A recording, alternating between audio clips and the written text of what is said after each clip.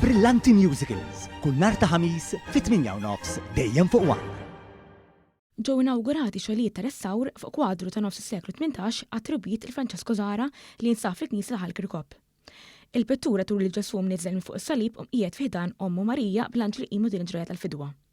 Finanzjament ta' 3,000 euro mill-Gvern fost oħrajn il-pittura tat-Tuluri parti mill-wirt kulturali reliġjuż rikki li għandna f'pajjiżna patrimonju li llum qed isegwi wkoll bħala parti mit-turiżmu reliġjuż.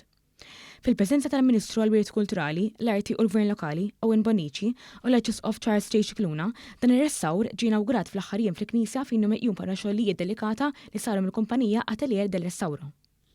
Il-Ministru Bonici saqaf l-impenn tal-Gvern biex jolqgħu proġetti innovattivi li jrawmu l-wirt storiku u rik ta' pajjiżna. Il-pittur Francesco Zara huwa wieħed mill-iktar pitturi importanti li għandna fl-istorja ta' pajjiżna u l-fatt li qed nirrestawraw li lestejna r-restawr ta' pittura tant importanti li tmur lura sas-seklu 18 u li qiegħda fil-Knisja ta' Ħalkirkop hija aħbar sabiħa għal kull min iħobb l-istorja ta' pajjiżna.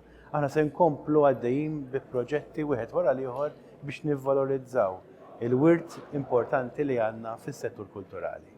Father Martin Cordona, kappillan ta' Ħalkirkop, wara l-apprezzament għax-xogħol li sar biex il-kwadru jista' jitgawta fil-glorja kollha tiegħu. Il-membri ta' din il-komunità ta' Ħalkirkop huma grati ħafna għal dak kollu li sar biex jirrestawrat dan il-kwadru, mod speċjali lill-Bank APS u lill-Arts Council li propju kienu huma li jgħenu biex illum għandna ir-restawr ta' dan il-kwadru biex aħna nkunu nistgħu ingawdu dak li għamlu missirijietna imma permezz tar-restawr ingawduh iktar issa fil-glorja kollha tiegħu. L-Arċisqof ukoll sostna li din il-pittura hi tifkira tal-istorja rikka li qed tingħata l-akbar attenzjoni. L-APS Bank ikkontribwixxa s-somma ta' 5,000 euro għal dan ix-xogħol ta' restawr waqt li l-Kunsill Malti għall-Arti wkoll organizza serata għall-inawgurazzjoni ħejja fuljet tal-okkażjoni.